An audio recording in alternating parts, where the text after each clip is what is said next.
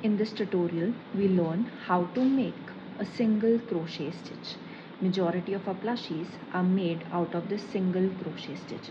You have your hook in this little hoop. Now, what you have to do is to understand where this hook has to be placed in. Luckily, you have this red stitch marker. So, if you look at the realm of this piece, you'll understand that the red stitch marker is actually placed under two strands of yarn which form a horizontal V. So we have simply put this hook under these two strands of yarn which is forming a horizontal V.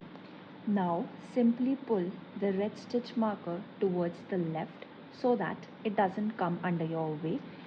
Take your crochet hook and put it under the two strands of yarn, which is actually a horizontal V. So if you look at closely, you will have two loops over your hook. Point to be remembered that the hook should be facing you.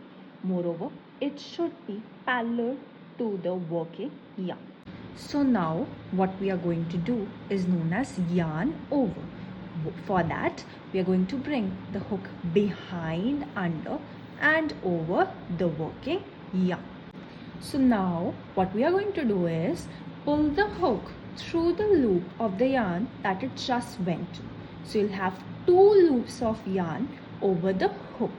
So when you're doing crochet for the very first time, it is very common that the hook gets snugged into the yarn. So if such a situation happens, so I'm going to provide you with some tip. What you can do is simply pull the piece away from the crochet hook. So pulling this will create an illusion of your loop being a more large.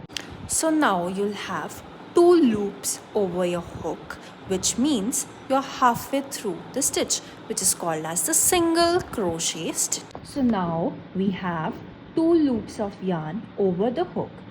So what we are going to do is yarn over with the tip of the hook facing you and in front of the working yarn.